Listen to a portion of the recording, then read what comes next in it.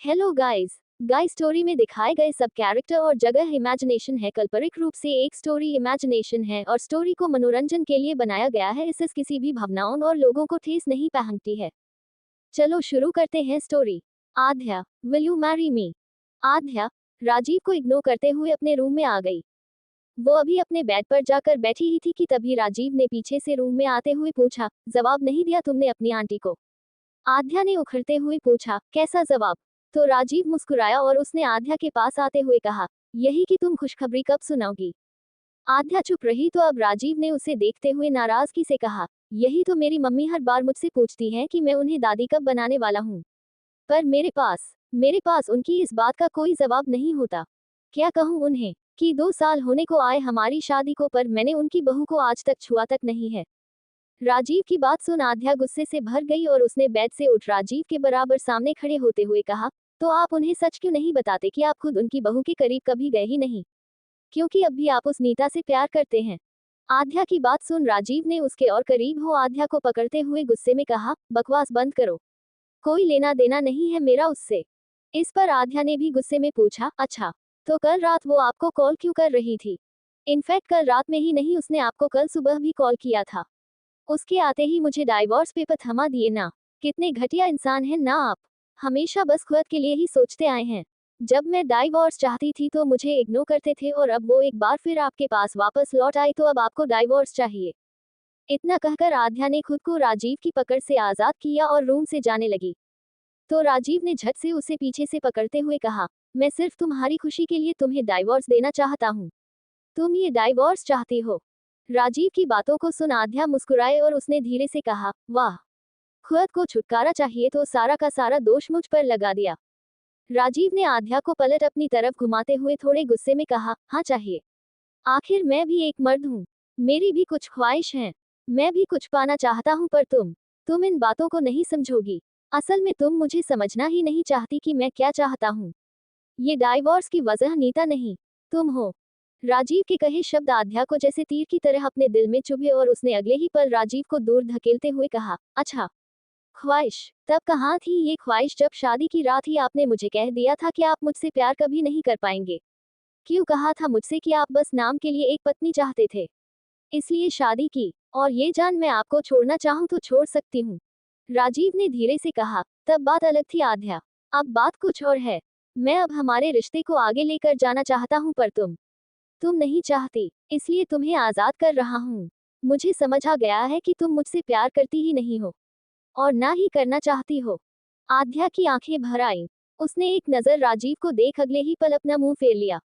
कुछ सोच वो डोर ओपन कर रूम से बाहर निकल गई और सीधा सीढ़ियों की तरफ जाते हुए जल्दी से ऊपर टेरेस पर पहुंच गई। अब तक जो खुद को मजबूत दिखाने की कोशिश कर रही थी उसकी वो सारी हिम्मत टूट गई और वो ढीले पड़ते हुए नीचे गिरकर धम से बैठ गई। रोते हुए उसने खुद से कहा, क्यों क्यों सब मेरे साथ ही ऐसा करते हैं? क्यों मुझे कोई नहीं समझता, कोई नहीं अपनाता? क्या इतनी बुरी हूं मैं? क्या सच में बुरी हूं मैं? उसने दोनों अपने हाथ फर्श पर टेक दिए और सिर झुकाकर और रोने लगी। रोते हुए ही वो अपने पिछले दिनों में चली गई। वो शुरू से ही जिद्दी कह लो या घमंडी थी, उसे हमेशा अपने मन का करना होता था। जो भी कुछ बच्चों के लिए आता सबसे पहले उसे ही मिलता था। क्यों? क्योंकि वो सबसे बड़ी थी, सबकी लाडली भी, और इन्हीं सब कारणों से वो ज्यादा जिद्दी हो गई थी। उसकी गलत बातों पर उसे ज्यादा टोकने वाला भी कोई नहीं था। सोनम और निखिल ज्यादातर घर से बाहर होते थे और नैना वो उसे डांटने की बजाय प्यार से समझा दिया करती, जिससे कभी कभी तो वो समझती थी पर कभी कभी नहीं। दादी दादू, बड़े दादू उसे खूब लाड प्यार करते थे। उसकी घर में तो रुद्र, आयु या ईशु में से किसी से नहीं बनती थी, बट हाँ शुभित शुभित से बहुत पटती थी।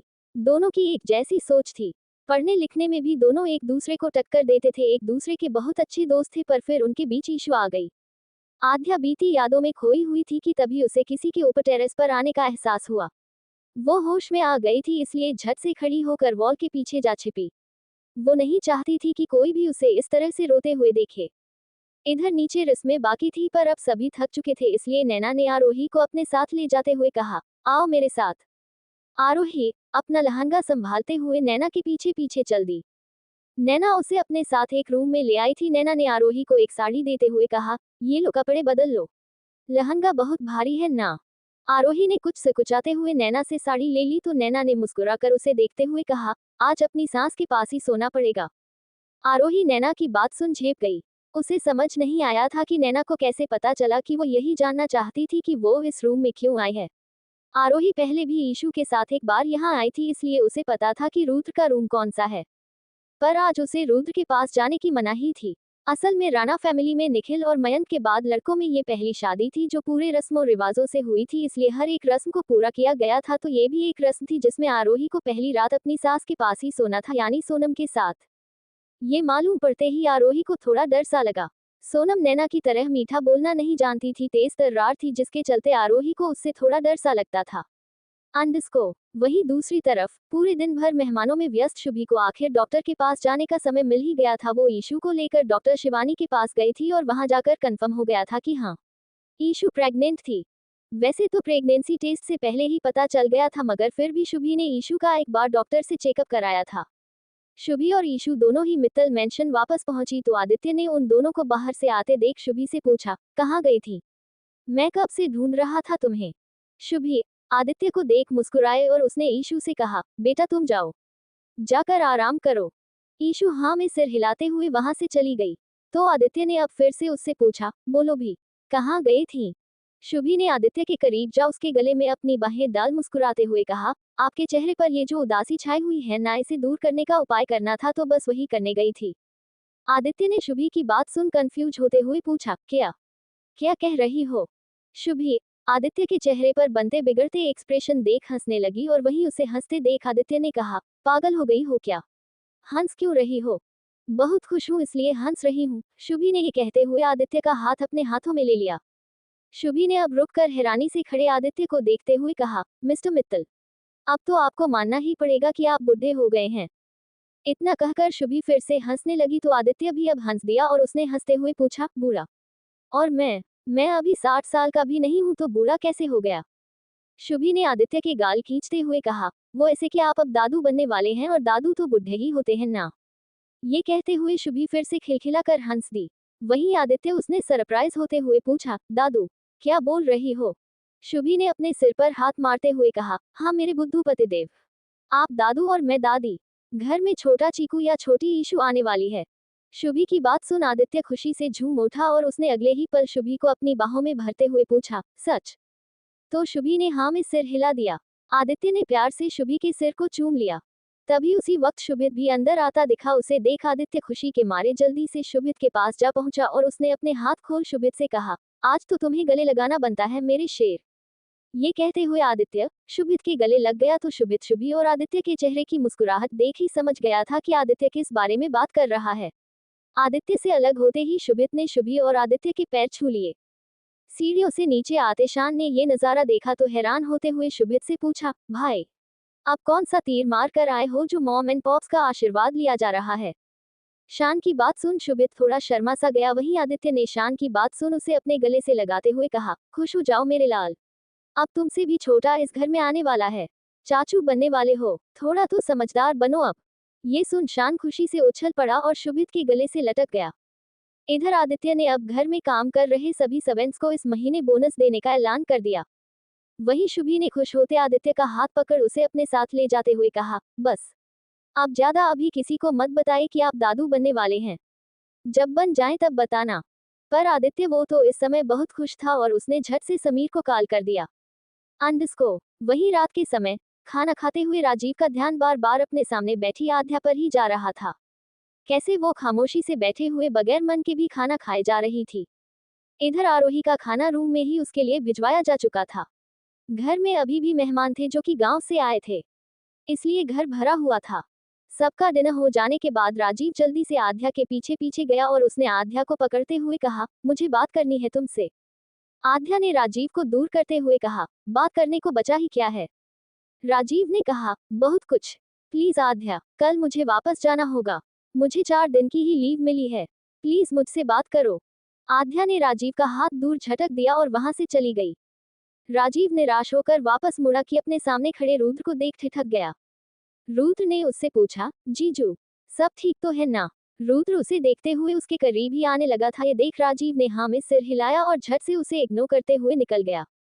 वहीं आध्या वो दूसरे रूम में चली आए और उसने खुद को उस रूम में बंद कर लिया। एक बार फिर उसकी आंखें भर आईं और वो रोते हुए पेट के बल बेड पर जा लेटी। आज उसका मन बहुत ज्यादा उदास था। राजीव पर उसे बहुत गुस्सा आ रहा था। रोते हुए वो एक फिर पिछली यादों में खो गई कि कैसे वो पहली बार राजीव से मिली थी। राजीव से उसकी मुलाकात उसकी ट्रेनिंग के दौरान नीता के जरिए हुई थी। नीता, राजीव और आध्या तीनों का ही उस साल यूपीएससी एग्जाम क्रैक हुआ था। ट्रेनिंग के दौरान तीनों एक ही बैच में थे। राजीव का उसके 4th अटेम्प्ट में एग्जाम क्लियर हुआ था और नीता का उसके 3rd अटेम्प्ट में, वहीं आध्या उसका 1st अटेम्प्ट में ही एग्जाम क्लियर हो गया था। वो उन दोनों से ही छोटी थी, इसलिए दोनों से ही रिस्पेक्ट के साथ बात किया करती थी। ट्रेनिंग के दौरान ही नीता और राजीव एक दूसरे के करीब आए थे, पर आध्या उन दोनों के बीच आ गई। जानबूझकर नहीं, बल्कि राजीव की मर्जी से। 2 साल की ट्रेनिंग के बाद तीनों की ही अलग अलग जगह पोस्टिंग हुई थी। राजीव और नीता अब बस शादी करने को बिल्कुल तैयार थे, पर सब कुछ उल्टा हो गया। राजीव ने अपनी शादी के 3 महीने पहले एक दिन अचानक ही आध्या को कॉल करते हुए पूछा, आध्या, विल यू मैरी मी? मुझसे क्या छुपाने की कोशिश कर रही हो? आध्या, विल यू मैरी मी? यही तो वो शब्द थे जो राजीव ने उससे कहे थे। उस पल वो उसकी बात सुन हैरान हो गई थी। उसने राजीव से पूछा कि वो उससे शादी क्यों करना चाहता है, क्योंकि आध्या अच्छे से जानती थी कि राजीव नीता को कितना प्यार करता था। इस पर राजीव ने उसे सिर्फ इतना कहा कि वो 2 महीने के अंदर ही अंदर उससे शादी करना चाहता है, अगर वो हाँ कहे तो। इसके अलावा राजीव ने कॉल कट करने से पहले आध्या से कहा कि वो उसके जवाब का इंतजार करेगा। बस, शादी से पहले उनकी बस इतनी सी बात हुई थी। वहीं आध्या, उसने उस वक्त एक बार फिर रिजेक्शन झेला था। सब कुछ हासिल कर लेने के बाद, एक आईएएस ऑफिसर बनने के बाद भी, और यहाँ तक ईशू को शुभित की नजरों में गिराकर भी शुभित ने उसे रिजेक्ट कर दिया था, जो कि उसकी अना को भड़का चुका था। इसी के चलते गुस्से में ही आध्या ने अगले दिन ही राजीव से शादी करने के लिए हाँ कह दिया और घर में सबको यही बताकर मनाया कि वो ट्रेनिंग के दौरान राजीव के प्यार में पड़ गई और अब दोनों शादी करना चाहते हैं। आध्या बीती यादों में खोई हुई थी कि अपने फोन पर आते राजीव के कॉल को देख वो एक बार फिर वर्तमान में वापस लौट आए और उसने खुद से कहा, खुद को क्या समझते हो मिस्टर राजीव अग्निहोत्री? मैं उस नीता के पास आपको ऐसे नहीं जाने दूंगी। इतना कहकर आध्या उठी और उसने अपने आंसू पोंछ लिए। झट से दरवाजा खोल वो अपने रूम में वापस आई तो देखा राजीव किसी को कॉल कर रहा था। शायद उसे ही कॉल बैक कर रहा था, पर अब उसे आते देख रुक गया। इधर राजीव ने आध्या को आते देख उसके करीब आते हुए कहा, वी नीड टू टॉक। इस पर आध्या ने राजीव की आंखों में आंखें डालकर कहा, there is no need to talk. ये कहते हुए आध्या गुस्से में जाकर सीधा बेड पर लेट गई तो राजीव ने उसके पास जा चिल्लाते हुए कहा, आध्या, मैंने कहा ना कि मुझे बात करना है, और क्यों तुम हमारे बारे में बात नहीं करना चाहती? आध्या चुपचाप लेटी रही तो राजीव ने फिर से कहा, आध्या, मुझे डाइवोर्स चाहिए। पहले तो तुम भी यही चाहती थी ना, तो अब क्या हुआ? आध्या ने ये सुन पलटकर गुस्से में कहा, मेरी मर्जी, अब मुझे डाइवोर्स नहीं चाहिए। अच्छे से जानती हूँ कि क्यों आपको डाइवोर्स चाहिए है, क्योंकि उस नीता के पास जाना है आपको। राजीव ने आध्या की बात सुन थोड़े गुस्से में कहा, अच्छी बात है कि तुम जान गई हो। हाँ, जाना चाहता हूँ मैं उसके पास वापस। प्यार करता था, करता हूँ और करता रहूंगा। तुमने डाइवोर्स नहीं भी दिया तो भी जाऊंगा, और तुम मुझे रोक भी नहीं पाओगी। ये कहते हुए राजीव अब बेड पर अपनी साइड लेट गया। वहीं आध्या वो बगल में मुंह फेर कर लेटे राजीव को हैरानी से आंखें फाड़ते हुए देखती रह गई। वो तो अब तक सिर्फ इस बात को मजाक समझ रही थी कि वो मजाक कर रहा है, पर नहीं, वो तो सच में उससे छुटकारा पाना चाहता है। उससे सच में डाइवोर्स की मांग कर रहा है, नीता के पास जाने के लिए। आध्या की आंखों में आंसू भर आए और उसने राजीव को छूने के लिए अपने हाथ बढ़ाने चाहे, मगर उसके हाल ही कहे शब्दों को याद कर वो ठिठक कर रुक गई और मुंह फेर कर लेट गई। ना जाने क्या क्या उसके जहन में घूमने लगा। राजीव की कही हुई बातें, उसके किए वादे, सब कुछ। राजीव ने खुद उससे कहा था कि भले वो उससे प्यार नहीं करता, पर कभी उसे छोड़कर कहीं नहीं जाएगा, तो अब क्या हुआ उसे? वैसे आध्या को भी राजीव से ना कोई उसे लगाव था ना ही प्यार। उसने बस गुस्से में शुभित के ये कहने भर पर कि वो उससे शादी तो दूर, कभी कोई लड़का उससे प्यार तक नहीं कर सकता, तो बस उसको दिखाने के लिए ही उसने राजीव से शादी के लिए हाँ की थी। प्यार नहीं था फिर आज क्यों पहली बार राजीव की बेरुखी उसे चुभ रही थी? दोनों में सामान्य बातचीत कम ही हुआ करती थी, क्योंकि आध्या ने कभी राजीव से प्यार से बात करना जाना ही नहीं था। इसके चलते दोनों में अक्सर बहस हो जाया करती थी, पर बात यहाँ तक पहुंचेगी ये उसने नहीं सोचा था। ये सब सोचते हुए आध्या सुबह उठी। वो धीरे अपनी आवाज मुंह में दबाते हुए ही रोने लगी थी। अंडस्को सुबह के समय आरोही आज रोजाना से जल्दी उठ गई थी। नहाकर रेडी हो वो रूम में ही बैठी हुई थी कि तभी सोनम वहां आए और उसने आरोही को येलो कलर का बेस या कहें राजपूताना पोशाक देते हुए कहा, सुनो, इसे पहनकर रेडी हो जाओ, आज तुम्हारी मुंह दिखाई की रस्म है। आस पड़ोस की भी औरतें आएंगी तो थोड़ा अच्छे से तैयार होना। आरोही ने सोनम की बात सुनकर हाँ में सिर हिला दिया। रात में सोनम ने उससे कुछ भी ऐसा वैसा नहीं कहा था, इस वजह से आरोही अब उसके साथ भी थोड़ा कंफर्टेबल थी। सोनम ने एक ज्वेलरी बॉक्स भी उसे थमाते हुए कहा, इसे भी रखो अपने पास। मैं अभी नैना और आध्या को भेजती हूँ, वो तुम्हारी मदद कर देंगी। आरोही ने ये सुन एक बार फिर हाँ में सिर हिला दिया। सोनम के जाते ही वो रेडी होने लगी थी। कुछ ही देर में उसने बेस पहन लिया था, बट उसे बेस की चुनरी बांधनी नहीं आ रही थी कि तभी डोर नॉक हुआ। डोर नॉक की आवाज सुनते ही आरोही ने डोर ओपन किया तो देखा नैना या आध्या नहीं, ये तो रुद्र था। रुद्र डोर खुलते ही रूम में घुस गया और उसने जल्दी से डोर बंद किया तो आरोही ने कहा, रुद्रांश, आप यहाँ ऐसे क्यों आए हैं? इस पर रुद्र ने आरोही पर ऊपर से नीचे तक एक सरसरी निगाह डालते हुए कहा, तुमसे मिलने। आरोही ने उसे खुद को देखता पाकर अब जल्दी से बेड से अपनी चुनरी उठा खुद पर डालते हुए कहा, आप जाए। कोई ऐसे हमें देखेगा तो क्या सोचेगा कि थोड़ा सा भी सब्र नहीं हुआ। तो रुद्र ने एक झटके में आरोही से चुनरी छीनते हुए पूछा, वो सब तो ठीक है, पर तुम ये चुनरी और मुझसे क्या छुपाने की कोशिश कर रही हो? ये कहते हुए रुद्र ने एक बार फिर पीले लिबास में लिपटी हुई आरोही पर गहरी नजर डाली। वो अपने खुले लंबे बालों में बिना किसी मेकअप के इस समय वाकई बहुत खूबसूरत लग रही थी। आरोही ने रुद्र की बात सुन उसे कुछ कहना चाहा था कि तभी रुद्र ने उसकी तरफ अपने कदम बढ़ाते हुए पूछा, और मैं कितनी देर से तुम्हें कॉल कर रहा हूँ, कॉल पिक क्यों नहीं कर रही थी? इसलिए मुझे आना पड़ा। आरोही ने ये सुनते ही कहा, अच्छा, अब कॉल पिक कर लूंगी, आप जाए। इस पर रुद्र ने आगे बढ़ते हुए एकदम से कहा, नहीं, अब ऐसे नहीं जाऊंगा। आरोही ने उसकी बात सुन पीछे हटते हुए पूछा, तो रुद्र ने हरे कचेरे हरे रंग की चूड़ियां, जैसे कई जगह पर नई दुल्हन अपने हाथों में लाल रंग का चूड़ा पहनती है तो वहीं कई जगह नई दुल्हन हरे रंग की चूड़ियां पहनती है, से भरे आरोही के हाथ को पकड़ लिया और मुस्कुराकर उसे अपनी बाहों में खींचते हुए कहा, अब यहाँ तक आया हूँ तो या तो कुछ लूंगा या कुछ दूंगा। बोलो क्या चाहती हो तुम? उसकी शरारत से भरी आंखों को देखते ही आरोही समझ गई थी कि वो क्या कहना चाहता है, इसलिए वो उसकी बाहों में कसमसाने को हुई ही थी कि तभी अचानक से एकदम से रूम का डोर खुल गया। पहली नजर में कैसे जादू कर दिया।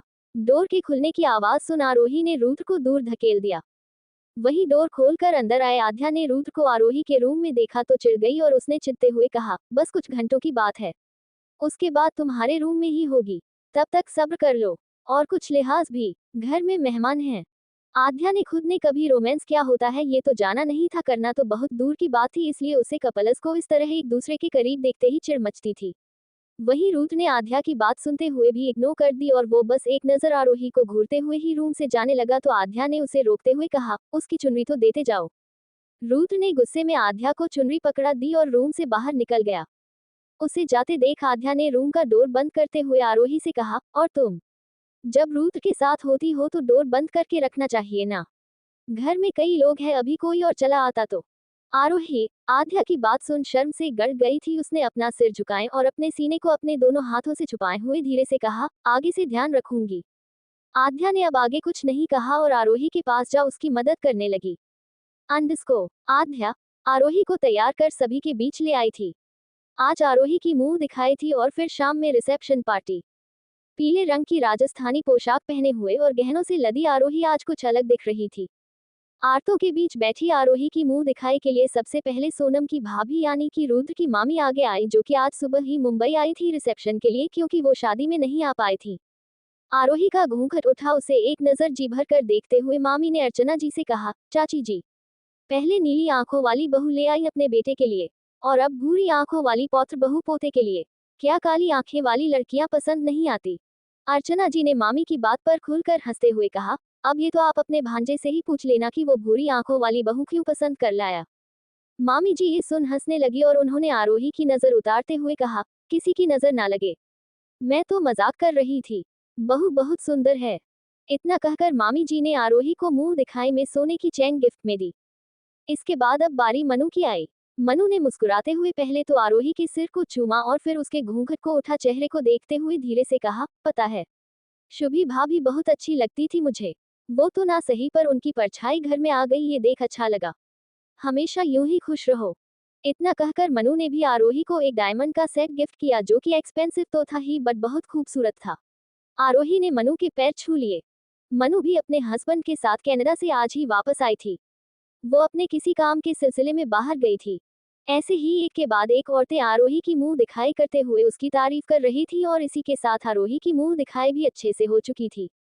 अंडरस्कोर शाम के समय आरोही को रिसेप्शन पार्टी के लिए रेडी होने में मदद के लिए मेकअप आर्टिस्ट को बुलाया गया था। आरोही ने शाम की रिसेप्शन पार्टी के लिए चिकनकारी में लाइट ग्रीन कलर या कहीं पिस्ताशियो ग्रीन कलर का लहंगा पहना था और अब मेकअप आर्टिस्ट उसके चेहरे पर अपना काम कर रही थी। इधर रुद्र ब्लैक कलर के टक्सेडो सूट में रेडी हो गया था। उसे देख आयु ने उसे टीज करते हुए कहा, क्या भाई, आज तो आप जानलेवा लग रहे हो। आयु की बात सुन रुद्र ने उसके गाल पर हल्के से हाथ लगाते हुए कहा, चुप कर साले। रुद्र का मुंह कुछ उखड़ा हुआ था और वजह आरोही थी। उसे आरोही का इस तरह उसे आध्या के सामने खुद से दूर धकेलना बिल्कुल भी पसंद नहीं आया था। वहीं दूसरी तरफ शुभित एक गोडाउन में एंटर हुआ तो सामने एक आदमी चेयर पर रस्सियों से बंधा हुआ था और उसके आसपास कुछ गार्ड्स खड़े हुए थे। शुभित ने अपने उन गार्ड्स को कुछ इशारा किया तो उन्होंने झट से अपना सिर हिलाते हुए उस चेयर पर पड़े आदमी के चेहरे पर पानी डालकर जगाया। आदमी जैसे ही होश में आया और उसकी आंखें खुली तो वो शुभित को अपने सामने देख एक बार फिर से गिड़गिड़ाने लगा और उसने रोते हुए कहा, प्लीज शुभित, छोड़ दो मुझे, मैं थक चुका हूँ तुम्हारे टॉर्चर से। मैं ईशा के पैर पकड़कर उससे माफी मांगने को तैयार हूँ, प्लीज मुझे छोड़ दो। अभी उस आदमी ने इतना ही कहा था कि शुभित ने झुककर बेहद गुस्से में उसका गला पकड़कर दबाते हुए कहा, पैर, तुम्हें उसकी उंगली तक को छूने की इजाजत नहीं है, और अगर तुम्हारे इन गंदे हाथों ने उसे छूने की कोशिश करने की गलती की भी तो मैं तुम्हारे हाथ ही तुमसे छीन लूंगा। ये कहते हुए शुभित ने उस आदमी का गला छोड़ा तो वो खांसने लगा। ये आदमी विवेक था। जी हाँ, विवेक मल्होत्रा।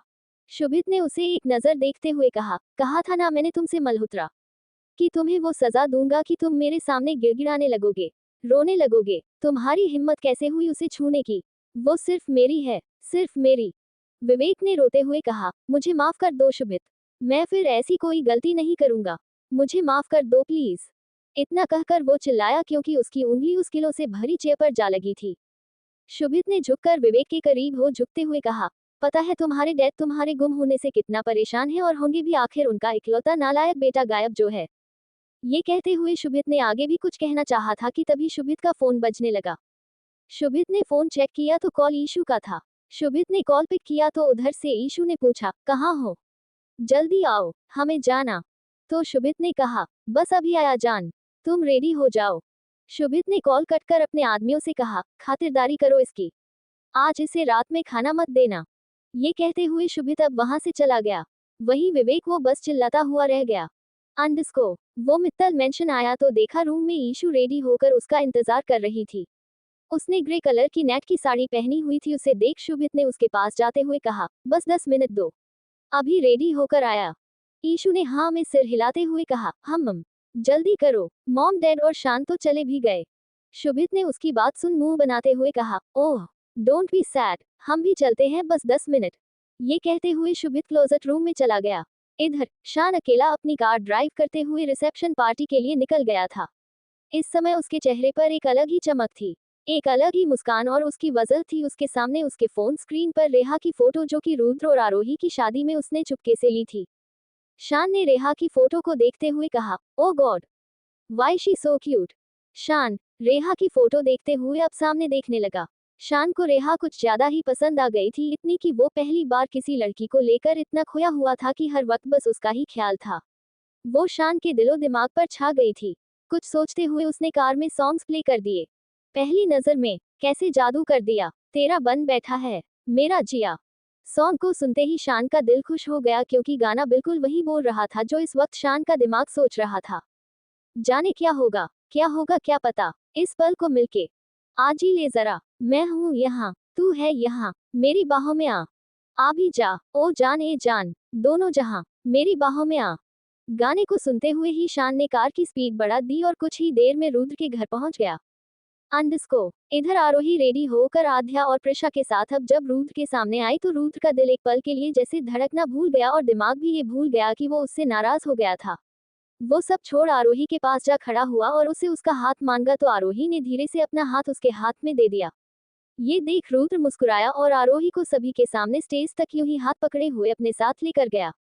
आज की शाम राणा फैमिली की थी। पूरा घर लाइट्स और फूलों से सजाया गया था। इसके साथ ही गार्डन एरिया जहां पर रिसेप्शन पार्टी ऑर्गेनाइज की थी। शुभी, आदित्य, समीर और खुशी भी पार्टी में आ चुके थे। शुभी सबसे पहले आरोही से मिलना चाहती थी पर उसे मौका ही नहीं मिल रहा था। ये देख आदित्य ने शुभी से कहा, थोड़ा वेट करो। इधर ईशु भी शुभित के साथ अपने घर आ चुकी थी। पार्टी में गहराती रात के साथ साथ मेहमानों का आना जाना बढ़ गया था। मेहमान सभी दोस्त रिश्तेदार नए जोड़े को आशीर्वाद बेस्ट विशेष के साथ ढेर सारे गिफ्ट्स दे रहे थे। मयंक और निखिल, प्रताप जी, सुरेंद्र जी के साथ मिलकर सभी का वेलकम कर रहे थे। आज सभी बहुत खुश थे। ये देख शुभी ने खुशी, सोनम और नैना के साथ खड़े हुए ही कहा, वैसे एक खुशी की बात तो हम भी बताना भूल गए। शुभी की बात सुन सोनम ने पूछा, और वो क्या? शुभी ने मुस्कुराते हुए कहा, यही कि तुम नानी बनने वाली हो। ईशु प्रेग्नेंट है। शुभी की बात सुन जहां एक तरफ खुशी मुस्कुरा रही थी वहीं सोनम और नैना हैरान थी। नैना को जब समझ आया कि शुभी ने उससे अभी अभी क्या कहा तो वो खुशी से उछल पड़ी। वहीं सोनम वो खुश हो गई पर जल्दी ही उसकी मुस्कुराहट फीकी पड़ गई थी और वो बहाना बनाकर वहां से जाने लगी कि पीछे खड़ी आध्या को गुस्से से घूरते हुए वहां से चली गई। वहीं आध्या वो तो खुद शॉक थी। उसने झट से इधर उधर गार्डन में देखते हुए ईशु और शुभित को ढूंढा, पर दोनों ही कहीं नहीं दिखे। असल में आज आध्या का ध्यान शुभित पर नहीं बल्कि राजीव पर था। पर अब जब वे दोनों उसे रुद्र और आरोही के पास दिखे तो वो ईशु को देखती रह गई। वो माँ बनने वाली है शुभित के बच्चे की, ये सोचते हुए ही सोनम की आंख भर आई। उसे कुछ बोलते नहीं बन रहा था। दोनों ही एक दूसरे के साथ कितने खुश दिख रहे थे तो फिर वो उन दोनों के बीच क्यों घुसने की कोशिश में थी? क्यों वो दोनों के साथ से खुश नहीं थी? क्यों क्यों कर रही है वो ये सब? आखिर क्या मिलेगा उसे? वो चिड़चिड़ा रहने वाला शुभित। ये सोचते हुए वो शुभित को ही बड़े गौर से देखने लगी। उसे कुछ भी समझ नहीं आ रहा था कि अब तक उसके साथ हुआ क्या था या उसने क्या किया था। वो अपनी सोच में गुम हो गई थी कि तभी अचानक से किसी ने आकर उसके कंधे पर हाथ रखा तो वो झेप गई। पलट कर देखा तो सामने राजीव था। राजीव ने सोनम से पूछा, तुमने कल की बात का जवाब नहीं दिया? ये सुनते ही आध्या गुस्से से भर गई। मैं बहुत प्यार करता हूँ तुमसे। धक धक करता दिल, धक धक करता दिल। आध्या राजीव को अपने पास देख गुस्से से भर गई थी। उसने गुस्से में ही अपने दांत भींचते हुए कहा, मैं कोई जवाब नहीं देना चाहती। क्या बोलूंगी माँ को, पापा को? कुछ सोचा है आपने? राजीव ने उसकी बात सुन इधर उधर देखते हुए आध्या का हाथ पकड़ा और उसे अपने साथ कोने में ले जाते हुए कहा, मुझे इन सब से कोई मतलब नहीं है। मुझे बस तुमसे छुटकारा चाहिए। बात करो अपने पेरेंट्स से और बस डाइवोर्स पेपर साइन करो। मुझे जल्द से जल्द डाइवोर्स चाहिए ताकि मैं और नीता जल्दी ही शादी करके सके। और मैं आज ही वापस जा रहा हूँ। और हाँ, मेरे पास वापस लौट कर आना तो डाइवोर्स पेपर साइन करके ही लाना। चलता हूँ। ये कहते हुए राजीव ने आध्या का हाथ छोड़ा और वो उससे मुंह मोड़कर चला गया। वहीं आध्या उसका तो दिमाग सुन्न पड़ चुका था। वो बस उसे जाते हुए देखती रह गई। अंडस्को पार्टी रात में फैमिली डिनर के साथ खत्म हो गई थी और अब ईशु आरोही को रुद्र के रूम में ले आई थी। आरोही रूम में आई तो रूम को देख हैरान थी। व्हाइट और पिंक कलर के रोज से सजा वो रूम बहुत ही अच्छा लग रहा था। रूम में बीचों बीच किंग साइज बेड भी गुलाबी गुलाब की पंखुड़ियां से सजा हुआ था और साथ ही चारों तरफ सफेद फूलों की लड़ी लगाई गई थी जो कि ऊपर सीलिंग तक लगी हुई थी। रूम में जलती हुई रंग बिरंगी सेंटेड कैंडल्स रूम के माहौल को अलग ही बना रही थी। आरोही पूरी साज सजावट को देखने में इतना खोई हुई थी कि उसे ईशु की आवाज ही सुनाई नहीं दी।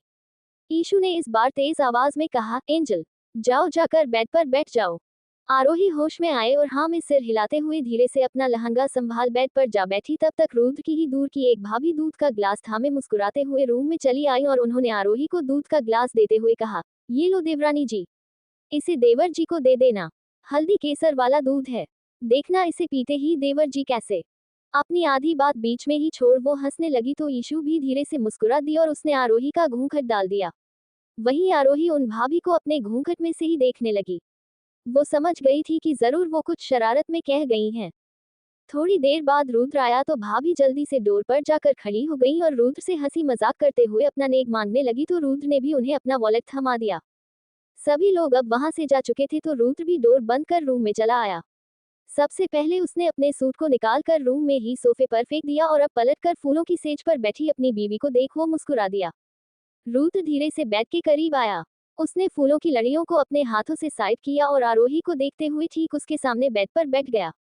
आरोही उसके पास बैठने पर थोड़ा शर्मा गई। हालांकि ये पहली बार नहीं था जब दोनों एक दूसरे के करीब थे, पर लगभग 1 महीने की दूरी के बाद एक दूसरे के करीब आए थे और साथ ही ये सब तैयारियां, रस्में, सब कुछ नया था आरोही के लिए। रुद्र ने उसे देखते हुए अब उसका घूंघट छूना चाहा कि तभी आरोही ने अपने घूंघट के अंदर से ही अपने हाथों में पकड़ा दूध का ग्लास रुद्र की तरफ बढ़ाते हुए कहा, ये आपके लिए। रुद्र ने दूध को देख मुस्कुराते हुए कहा, पहले तुम पियो। आरोही ने इस पर धीरे से कहा, पर ये आपके लिए है। भाभी ने दिया है। रुद्र ने उसकी बात सुन ग्लास पर ही उसका हाथ पकड़ते हुए कहा, कह रहा हूं ना, तुम पियो। आरोही ने अब अपना सिर हिलाते हुए ग्लास वापस अपने पास खींच घूंघट के अंदर लेते हुए ही ग्लास अपने होठों से लगा तो उसकी मासूमियत देख रुद्र खुलकर मुस्कुरा दिया। आरोही ने थोड़ा सा दूध पीकर ग्लास वापस रुद्र को दिया तो रुद्र ने दूध का ग्लास खाली कर साइड में नाइट स्टैंड पर रख दिया। वो अब एक बार फिर आरोही के सामने बैठा हुआ था। धीरे से उसका घूंघट उठा, उसने उसके हाथ को पकड़ अगले ही पल उसकी उंगली में डायमंड की रिंग पहनाते हुए धीरे से पूछा, अब तो अपना कंट्रोल खो सकता हूं ना। आरोही ने उसकी बात सुन सिर झुकाए हुए ही अपना सिर हिलाया तो रुद्र उसकी हाँ पर मुस्कुरा दिया और उसने अब आरोही के हाथ को चूम लिया। उसकी छुअन पर आरोही को सिहरन महसूस हुई, इसलिए उसने अपनी आंखें भींच दूसरे हाथ की मुट्ठी में बेडशीट भींच ली। रुद्र ने आरोही का हाथ छोड़ अब आरोही के करीब आया तो आरोही शर्मा कर पीछे हटने लगी। इस पर रुद्र ने उसका हाथ पकड़ उसे एक झटके में अपनी बाहों में भरते हुए कहा, अभी खुद ने ही कहा कि मैं कंट्रोल खो सकता हूं तो फिर ये पीछे हटने का क्या मतलब। इस पर आरोही ने धीरे से कहा, मैं कहाँ, मैं तो। आरोही बोलते बोलते चुप हो गई तो रुद्र उसकी मासूमियत देख मुस्कुरा दिया। अगले ही पल रुद्र पलट गया और उसने अपना सिर आरोही की गोद में रखते हुए कहा, आज बहुत खुश हूं मैं। आरोही उसकी बात सुन हल्का सा मुस्कुरा दी तो रुद्र ने अब आरोही के गले को थाम उसका चेहरा अपने चेहरे के नजदीक लाया और बस अगले ही पल उसके होठों को अपने होठों से जोड़ उसे चूमने लगा। रुद्र ने आरोही को किस करने के बाद छोड़ा तो आरोही अपनी फूली हुई सांसों को काबू करने लगी। वहीं रुद्र वो इस पल आरोही के ऊपर नीचे होते सीने को अपनी बहकती हुई शौक निगाहों से देखने लगा। वो उठा और उसने अगले ही पल अपनी शर्ट के बटन्स खोल शर्ट को अपने जिस्म से अलग करते हुए आरोही से कहा, मेरी तरफ देखो। आरोही ने उसकी बात सुन अपना चेहरा उठा रुद्र को देखा तो उसे इस तरह शर्टलेस देख उसका दिल धड़कने लगा। वो उसके और करीब हो गया और उसने अगले ही पल अब धीरे धीरे आरोही की ज्वेलरी निकालना शुरू कर दी। आरोही इस सब से थोड़ा कांपने लगी थी। रुद्र का छूना एक अलग ही एहसास दिलाता था उसे जिसे वो नजरअंदाज नहीं कर सकती थी। ज्वेलरी निकाल अब रुद्र आरोही को लेकर बेड पर लेट गया और उसने आरोही को अपनी बाहों में भर अपने सीने से लगा उसका सिर चूमते हुए कहा, बेबी तुम बस ऐसे ही, इतना ही पास, हमेशा हमेशा रहना। तो आरोही ने सिर हिलाते हुए धीरे से कहा, हाँ, अब तो हमेशा के लिए मैं आपकी ही हूँ, तो आपके पास ही रहूंगी ना। इस पर रुद्र ने सिर हिलाया और अब आरोही के चेहरे को थाम एक बार फिर उसके होठों पर अपने प्यार की मोहर लगाते हुए कहा, मैं बहुत प्यार करता हूँ तुमसे। आरोही ने अपना सिर हिलाते हुए कहा, जानती हूँ। रुद्र मुस्कुराया और उसने आरोही को कसकर अपनी बाहों में भरते हुए कहा, दूर नहीं रह सकता तुमसे, इसलिए अब सोचना भी मत कि हम कोई कंट्रोल करेंगे। बहुत कंट्रोल कर लिया मैंने, तुम अब मुझे नहीं रोकोगी। उद्धरण चिन्ह। आरोही ने ना में सिर हिलाते हुए धीरे से कहा, नहीं रोकूंगी। इतना कहकर आरोही ने अपना सिर उठा रुद्र के गाल पर हाथ रख दिया तो रुद्र ने आरोही का हाथ अपने हाथों में लेकर कई बार चूम लिया और अब वो आरोही की आंखों में देखते हुए आगे बढ़ने लगा। रुद्र ने आरोही को पेट के बल लिटा उसके ब्लाउज की डोरी अपने दांतों से खींचते हुए खोली तो आरोही ने शर्म से अपनी आंखें बंद कर ली। ब्लाउज की हुक खोल रुद्र लेटा हुआ यूं ही आरोही को निहारने लगा तो आरोही ने अब उसकी नजरों की तपिश को महसूस करते हुए अपनी आंखें खोली तो उसकी आंखें रुद्र की आंखों से जा मिली। वो एक बार फिर शर्मा गई और उसने अगले ही पल रुद्र की आंखों पर अपना हाथ रखा तो रुद्र मुस्कुरा दिया। आरोही का हाथ पकड़ उसने हाथ को चूम अब आगे बढ़ हया से लाल पड़ चुके आरोही के गाल को चूमते हुए कहा, इतना क्यों शर्माती हो, मुझसे क्या शर्माना। इतना कहकर रुद्र ने अगले ही पल आरोही को पकड़कर अपनी तरफ घुमाया तो आरोही ने झट से अपना खुला हुआ ब्लाउज अपने सीने पर संभाला तो रुद्र उसकी इस हरकत पर एक बार फिर मुस्कुरा दिया और उसने अब आरोही के पेट पर हाथ रख जैसे ही अपना हाथ उसके ब्लाउज के अंदर डाला तो आरोही शर्मा कर रुद्र से लिपट गई और उसने धीरे से लगभग भरे गले से कहा, क्या करूं, शर्म आ जाती है। उसकी आवाज में बदलाव महसूस करते हुए रुद्र ने झट से उसे छोड़ उसका चेहरा थामते हुए कहा, अच्छा ठीक है तो रोने क्यों लगी। आरोही ने रुद्र की बात का जवाब देने की बजाय उसके गले में अपनी बाहें डाल दी और बस उसके सीने से लगी रही तो रुद्र ने अब रूम की लाइट ऑफ कर आरोही को प्यार से बड़ी नजाकत के साथ संभालते हुए उस पर अपने प्यार की बरसात करना शुरू कर दी। रुद्र बहुत ही प्यार से आरोही के पूरे चेहरे को चूम अब उसकी कमर को छू कर सहलाते हुए उसके सीने से लग गया और उसके नाजुक बदन पर अपने होठों से अपने लम्स को बिखेरने लगा। कुछ देर बाद अब दोनों के होंठ एक बार फिर आपस में जुड़े तो इस बार आरोही ने भी अपनी आंखें बंद किए हुए रुद्र का साथ दिया। वो रुद्र के चौड़े कंधों को थाम उसके होठों को चूमने लगी तो रुद्र मुस्कुराता हुआ रुक गया और आरोही को महसूस करने लगा। वो उसे बहुत ही धीरे मगर प्यार से किस कर रही थी। थोड़ी ही देर में दोनों के बीच कपड़ों का पर्दा हट गया और रुद्र आरोही को अपनी बाहों में भर उसके प्यार में बेहकते हुए आरोही के कान के नाजुक हिस्से को चूमने लगा। वहीं आरोही वो उसकी पीठ पर अपने हाथ फैलाए हुए उसे अपनी आगोश में भर चुकी थी। रुद्र धीरे धीरे कान से फिसलते हुए आरोही को पकड़कर उसके मक्खन जैसे बदन को अपने होठों से चूमने लगा, उससे आती महक को अपने भीतर समाने लगा। अंडस्को सुबह हुई तो बेड पर सिर्फ रुद्र ही था। आरोही उठ चुकी थी। ये देख उसने आरोही की जगह पर अपना हाथ फेरा। इधर आरोही की आज पहली रसोई थी, इसलिए वो जल्दी उठ गई थी। नहाकर रेडी हो वो रूम से निकल आई थी। उसे किचन में आते देख सोनम ने हैरानी से पूछा, इतनी जल्दी उठ गई? आरोही ने हाँ में सिर हिलाते हुए कहा, हाँ, वो पहली रसोई थी ना तो। आरोही चुप हो गई तो पास खड़ी नैना मुस्कुराए और उसने कहा, हाँ हाँ है ना, चलो लग जाओ अपने काम पर। पहली रसोई में उसने आलू पूरी बनाए और साथ ही खीर भी। सभी को उसके हाथ का खाना पसंद आया। सबसे पहले प्रताप जी ने आरोही को नेक दिया, उन्होंने नेक में एक बॉक्स दिया और साथ ही आशीर्वाद दे वो अब वहां से चले गए। ईशु के कहने पर आरोही ने बॉक्स खोला तो देखा उसमें काफी भारी पायल थी, जिन्हें देख ईशु ने कहा, ये तो बड़ी दादी की पायल हैं। ईशु फिलहाल अपने मायके में ही रुकी हुई थी। अंडस्को 2 दिन रस्मों और मेहमानों के बीच कैसे बीते पता ही नहीं चला था। सारे मेहमान जा चुके थे, इसलिए अब सोनम और नैना रुद्र और आरोही को गांव ले जाने का सोच रहे थे कुलदेवी के पूजन के लिए। दोनों इसी पर बात भी कर रहे थे कि तभी रुद्र रूम में आया और उसने सोनम से कहा, माँ, अब मैं जाना चाहता हूँ। जैसा आपसे वादा किया था उसे पूरा कर चुका हूँ। रुद्र की बात सुन पास बैठी नैना ने थोड़ी हैरानी से उससे पूछा, वादा? कैसा वादा और कहाँ जा रहे हो? आरोही कहीं नहीं जाएगी। शुभित ईशु को उसके घर लेने आया था और वो उसे लेकर जाने वाला था, पर वो तो उसे मित्तल मेंशन ले जाने की बजाय ना जाने कहाँ ले जा रहा था। ये देख ईशु ने उससे पूछा, कहाँ जा रहे हम? इस पर शुभित ने सीरियस होते हुए कहा, किसी से मिलवाने। तो ईशु ने पूछा, किससे? कि तभी शुभित ने कार के ब्रेक लगा कार रोकते हुए कहा, चलो बताता हूँ। ईशु शुभित के साथ एक अंडर कंस्ट्रक्शन बिल्डिंग में नीचे की तरफ बने गोडाउन में आई तो सामने विवेक को देख डर गई और उसने शुभित का हाथ पकड़ते हुए कहा, चीकू, ये तुम मुझे कहाँ ले आए हो? नहीं ईशु, पीछे मत हटो, मेरे साथ आओ, मैं हूँ तुम्हारे साथ। शुभित ने पीछे हटी ईशु को पकड़ लिया। ईशु ने धीरे से अपने रुंधे गले से कहा, नहीं, ये वही है चीकू। मैंने उस रात इसकी शक्ल ठीक से नहीं देखी थी, पर इसका बुरी नियत से छूना, इसके परफ्यूम की स्मेल और इसकी आंखें सब मुझे बहुत अच्छे से याद है। ये वही घटिया इंसान है जिससे शान ने मुझे बचाया था। शुभित ने ईशु को संभालते हुए कहा, मैं सब जानता हूँ ईशु, और ये भी कि इसे सजा तुम दोगी। ईशु शुभित की बात सुन उसे देखने लगी तो शुभित ने हाँ में सिर हिलाते हुए कहा, देखो आज इसे, ये तुम्हारे सामने कितना लाचार होकर पड़ा हुआ है। ये गार्ड्स देख रही हो, ये भी इसी के पालतू थे, पर चंद पैसों की खातिर अब इसके ही खिलाफ हो गए और इसे मेरे हवाले कर दिया। ईशु ने शुभित का हाथ पकड़ सामने लगभग बेहोश पड़े विवेक को देखते हुए कहा, चीकू, ये कितना घटिया है ये मैं अच्छे से जानती हूँ, और जो ये मेरे साथ करना चाहता था इसने ना जाने कितनी मासूम लड़कियों के साथ किया होगा, इसलिए मैं बस इसका पर्दाफाश होते हुए देखना चाहती हूँ। लोगों के सामने इसकी इज्जत उतरते देखना चाहती हूँ। ये कहते हुए ईशु अब शुभित का हाथ छोड़ वहां से निकलकर ऊपर चली गई। उसे विवेक को देख अजीब सी घुटन महसूस होने लगी थी। इधर शुभित ने गार्ड्स को विवेक पर ध्यान रखने को कहा और अब वहां से ईशु के पीछे पीछे चला गया। अंडस्को वही दूसरी तरफ ईशु के जाने के बाद आध्या अब अफसोस से अपना दिल थाम कर बैठी हुई थी। ईशु 2-3 दिन यही रही थी, पर उसने आध्या से कोई बात नहीं की और आज भी उससे मिले बगैर चली गई, जिसके चलते आध्या को बहुत बुरा लगा था।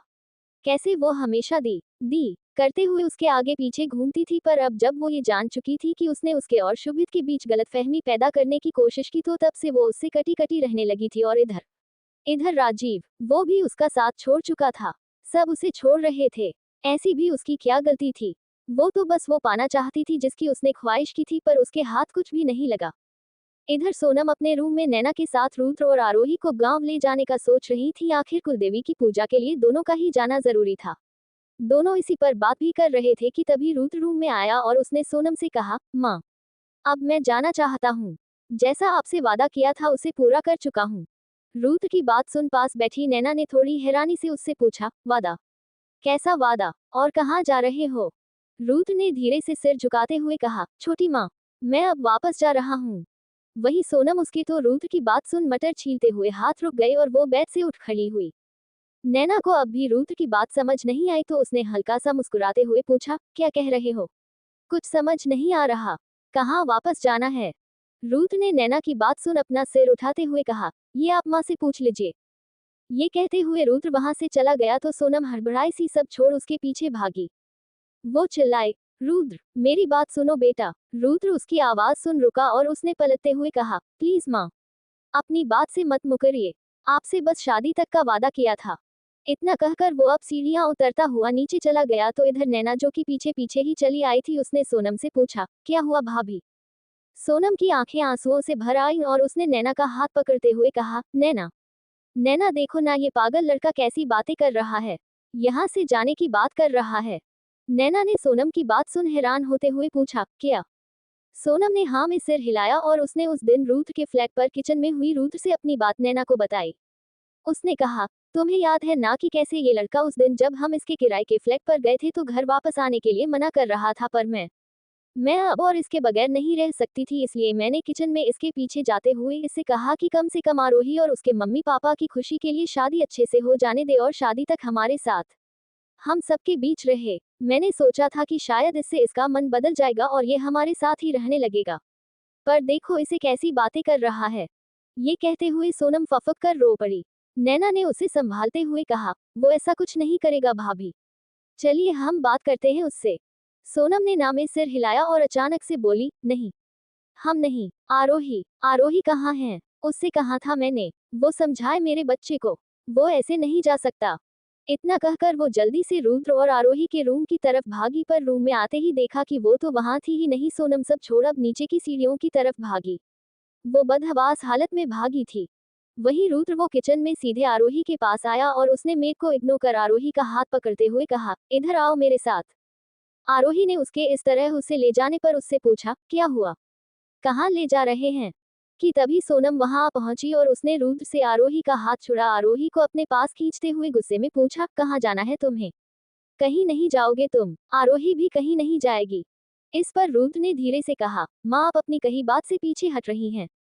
सोनम ने गुस्से में उस पर चिल्लाते हुए कहा, चुप करो। कैसी बात? कोई बात नहीं हुई थी हमारी।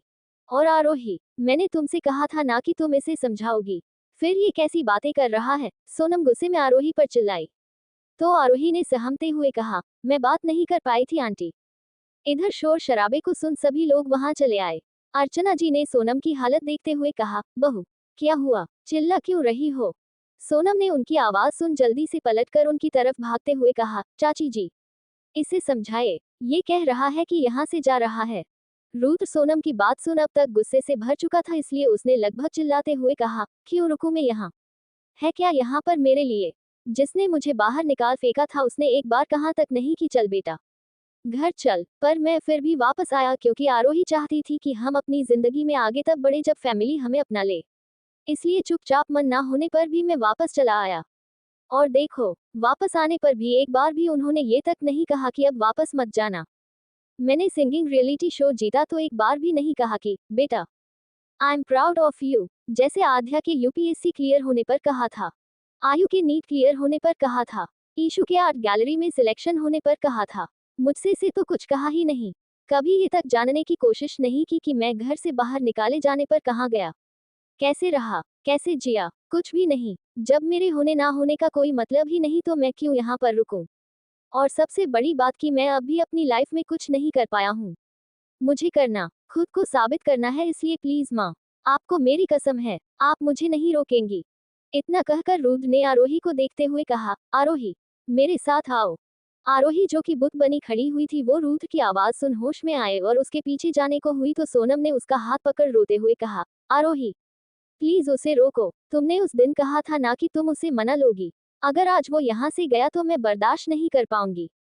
प्लीज, तुमने वादा किया तो उसे किसी भी तरह रोक लो। नैना और अर्चना जी ने रोती हुई सोनम को संभाला। वहीं आध्या, उसने जल्दी से निखिल को कॉल कर दिया। इधर आरोही वो आंखों में नमी लिए जल्दी से रुद्र के पीछे पीछे गई और उसने रूम में घुसते ही रुद्र से कहा, रुद्रांश, ये सब क्या है, क्या किया आपने? रुद्र ने अपनी पैकिंग करते हुए कहा, वही जो मैंने सोचा था। तुम्हारी पैकिंग हो चुकी है, मैं बस अपनी कर लूं। आरोही ने उसे देख उसका हाथ पकड़ रोते हुए कहा, पागल हो गए हैं आप?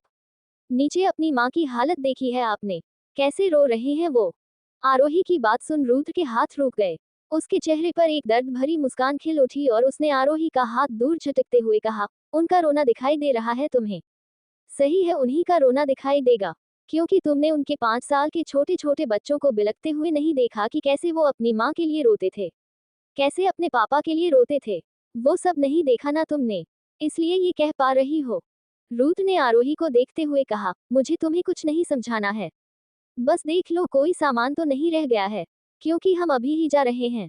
ये कहते हुए एक बार फिर रूथ अपनी पैकिंग में बिजी हो गया तो आरोही ने उसके सामने आते हुए कहा, मैं कहीं नहीं जाऊंगी। रूथ उसकी बात सुन रुक गया और उसने गुस्से से मुड़कर आरोही को कंधों से थामते हुए कहा, मेरा दिमाग खराब मत करो, मैं यहाँ नहीं रहने वाला। आरोही ने ये सुन गुस्से में कहा, दिमाग आपका पहले से ही खराब हो चुका है, क्यों कर रहे हैं ये सब?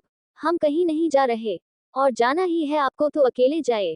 रूथ ने गुस्से में आरोही पर अपनी पकड़ मजबूत करते हुए कहा, क्या कहा? अकेले? अकेले क्यों जाऊंगा? आरोही ने उसकी पकड़ में दर्द से छटपटाते हुए कहा, क्योंकि मैं ये घर छोड़कर कहीं नहीं जाऊंगी। आपको जाना है, चले जाए। रूथ आरोही की बात सुन गुस्से में बहक गया और उसने आरोही को लगभग दूर धकेलते हुए कहा, बस करो। रूथ ने बैग बंद कर आरोही का हाथ पकड़ते हुए कहा, तुमसे पूछा नहीं है मैंने कि तुम मेरे साथ आओगी या नहीं। ये कहते हुए रूथ आरोही को अपने साथ लेकर आगे बढ़ा कि तभी आरोही ने कहा, रुद्रांश, मैं कहीं नहीं जाऊंगी, हाथ छोड़िए मेरा। मैंने कहा हाथ छोड़िए। रूथ ने ना में सिर हिलाते हुए कहा, कभी नहीं। इतना कहकर रुद्र आरोही को जबरदस्ती अपने साथ नीचे लेकर आया। तब तक प्रताप जी और सुरेंद्र जी बाहर से वापस लौट आए थे। प्रताप जी ने रुद्र को आरोही को जबरदस्ती ले जाते देख उसका हाथ पकड़ते हुए कहा, ये क्या हद है रुद्र? इस पर रुद्र ने कहा, प्लीज दादू, आप बीच में ना आए। ये कहते हुए रुद्र ने एक बार फिर आरोही के हाथ पर पकड़ मजबूत की कि तभी सोनम ने पीछे से आरोही का हाथ पकड़ते हुए कहा, आरोही कहीं नहीं जाएगी, जिसको जहां जाना है चले जाए, पर ये यही रहेगी। क्यों? मुझसे क्यों मिलना? निखिल गुस्से में लाल होता हुआ अपने रूम में आया और वो बेड पर बैठी सोनम को पकड़ते हुए गुस्से में चिल्लाया, तुम्हारा दिमाग खराब हो गया है? क्यों रोका आरोही को? सोनम ने रोते हुए कहा, मुझे लगा कि वो कम से कम आरोही के लिए ही सही हमारे साथ तो रहेगा। निखिल ने उसकी बात सुन गुस्से में अपनी आंखें भींच लीं। उसने आंखें खोल सोनम को देखते हुए नरमी से कहा, और हुआ क्या? वो उसे तक छोड़कर चला गया। तुम समझ रही हो तुमने कितनी बड़ी गलती की है?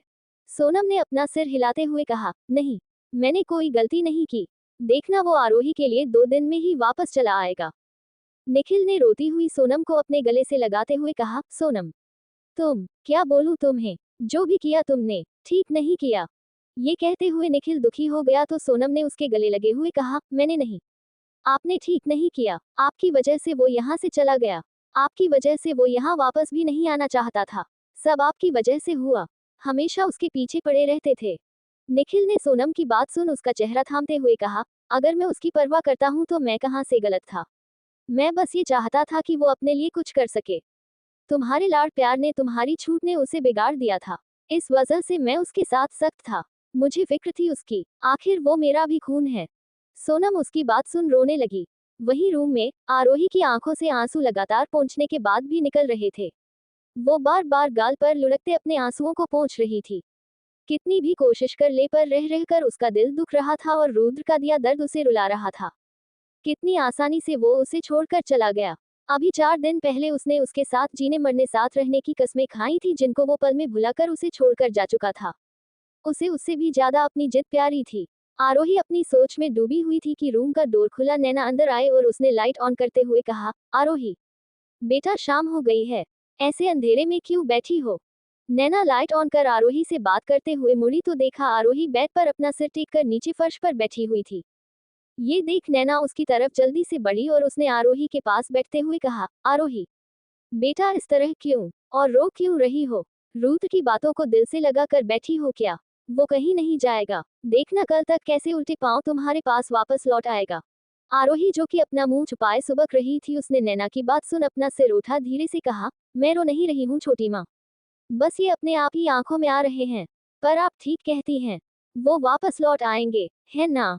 आरोही की आशा से भरी आंखों को देख नैना ने धीरे से सिर हिलाते हुए कहा, हाँ मेरी बेटी। ये कहते हुए नैना ने आरोही को अपनी बाहों में लेकर सीने से लगाया तो आरोही अपनापन पाकर फूट कर रो पड़ी और उसने रोते हुए नैना से शिकायती लहजे में कहा, पर अब मैं उन्हें माफ नहीं करूंगी। वो कैसे मुझे सबके सामने छोड़कर चले गए? कितने बुरे हैं। कोई प्यार नहीं मुझसे, तभी तो छोड़कर चले गए। मैं बात नहीं करूंगी उनसे। नैना ने आरोही को संभालते हुए कहा, हाँ, तुम उससे खूब नाराज होना, उसे खूब डांटना, पिटाई भी करना उसकी, मैं भी मारूंगी उसे, मेरी प्यारी सी बेटी का दिल दुखाने के लिए। नैना ने आरोही को काफी देर तक समझा बुझाकर उसे सुला दिया, कुछ खाते तो उससे बना नहीं था। नैना आरोही के रूम से बाहर आई तो आध्या ने आरोही की फिक्र करते हुए उससे पूछा, छोटी माँ कैसी है अब वो? नैना की आंखें भर आई थी आरोही के रूम से बाहर आते समय, इसलिए उसने अपने आंसू पोंछते हुए कहा, आध्या, मैंने रुद्र और आयु में कोई फर्क नहीं किया। जो रुद्र को सिखाया वही आयु को भी सिखाया। रुद्र के सपने अलग थे जो कि घर वालों को पसंद नहीं आए, पर मैंने हमेशा रुद्र का साथ दिया। मगर आज जो उसने किया और अपने सपनों के लिए उस मासूम को सबके सामने बुरी तरह से ठुकरा कर छोड़कर चला गया, ऐसा लगता है कि इतने सालों में मैंने उसे कुछ सिखाया ही नहीं था। सारी तमीज तहजीब सब एक पल में भूल गया। आध्या ने नैना को बिखरते देख झट से उसे पकड़ते हुए कहा, नहीं छोटी माँ, आपकी क्या गलती थी इसमें? आपने तो वो किया जो हमारी माँ को हमारे लिए करना चाहिए था। उल्टा हम ही दोनों आपके अच्छे बच्चे नहीं बन पाए। ये कहते हुए आध्या की भी आंखें नम हो गईं। आज नैना को इस तरह से देख उसे याद आ गया था कि नैना ने कैसे उस पर उसके भाई पर अपनी ममता लुटाई और बदले में वो क्या करने जा रही थी? वो ईशु की जिंदगी खराब करने जा रही थी। इतनी खुदगर्ज कैसे हो गई वो? ये सब सोच आध्या नैना के गले लग गई। उसे कल वापस जाना था। सोनम और निखिल से अपने डाइवोर्स की बात करनी थी, पर अब ऐसे में उसका ये बात करना घर का माहौल और बिगाड़ सकता था। उसे रुद्र पर बहुत गुस्सा आ रहा था कि वो ऐसा कैसे कर सकता था। निखिल ने उसे कुछ कह भी दिया तो वो उसके पिता हैं, क्या उनका इतना भी हक नहीं रहा था उस पर? और इस सब में आरोही, उसका क्या दोष था? उसे तो सोनम और रुद्र ने ठीक से कुछ कहने का मौका भी नहीं दिया। आध्या ने नैना को अपने साथ ले जाते हुए कहा, आप फिक्र मत कीजिए, मैं बात करूंगी उससे, दिमाग फिर चुका है उसका। नैना और आध्या नीचे आए तो मयंक और निखिल एक साथ उठ खड़े हुए और उन्होंने नैना से एक साथ पूछा, आरोही? नैना ने सिर हिलाते हुए कहा, ठीक है वो। मयंक ने नैना की बात सुन अब गुस्से में निखिल से कहा, भाई आप ढूंढे उसे, और घर इस बार मैं खुद उसे मारते हुए ही लाऊंगा। निखिल मयंक की बात सुन चुप रह गया। इधर सुरेंद्र जी और प्रताप जी ने आपस में कुछ देर तक बात की और फिर सुरेंद्र जी ने उससे कहा, निक्की, फिलहाल आदित्य को कुछ भी बताने की जरूरत नहीं है, वो वापस लौट आएगा। निखिल ने हाँ में सिर हिलाया और अब चुपचाप ऊपर चला गया। अंडस्को अगली सुबह शान जल्दी सुबह सुबह ही उठकर रेहा के स्कूल पहुंच गया था और बस रेहा के आने का इंतजार कर रहा था कि वो उसे दूर से चलकर आती हुई दिखाई पड़ी। शान ने भी उससे दूर अपनी कार में बैठे हुए ही उसे देखा और अगले ही पल वो अपने गॉगल्स पहन कार से बाहर निकल आया, क्योंकि ये एरिया कोई पॉश एरिया नहीं था और शान को आसपास का नज़ारा कुछ खास पसंद नहीं आया था। वैसे सच कहें तो शान को समझ नहीं आया था कि वामिका के पापा एक ज्वेलर हैं, ऐसे में उनकी कंडीशन अच्छी थी, अच्छी फैमिली थी, तो जाहिर सी बात थी कि उसकी बुआ भी अच्छी फैमिली से ही होंगी, तो फिर रेहा इतने मामूली से स्कूल में क्यों पढ़ रही थी? शान ने स्कूल के अंदर जाती हुई रेहा को आवाज देते हुए रोका, ओ मैडम। शान की जानी पहचानी आवाज सुन रेहा ने इधर उधर देखा और जैसे ही उसका ध्यान शान पर गया तो पहले तो वो उसे गॉगल्स में पहचान नहीं पाई, पर फिर वो हैरान हो गई क्योंकि वो उसे पहचान गई थी। वहीं शान ने उसे इशारा करते हुए अपने पास आने को कहा तो उसने जल्दी से ना में अपना सिर हिला दिया। ये देख शान ने उसे इशारे में कहा कि ठीक है, तो वो उसके पास आ रहा है। ये देख रेहा अपना सिर हिलाते हुए जल्दी से उसके पास चली आई। वो उसके सामने आ खड़ी हुई और उसने गुस्से में शान से कहा, क्या है, आप मेरा पीछा कर रहे हैं क्या? शान मुस्कुराया और उसने धीरे से कहा, नहीं तो, मैं तो तुमसे मिलने आया हूँ। रेहा ने ये सुन झट से पूछा, क्यों, मुझसे क्यों मिलना?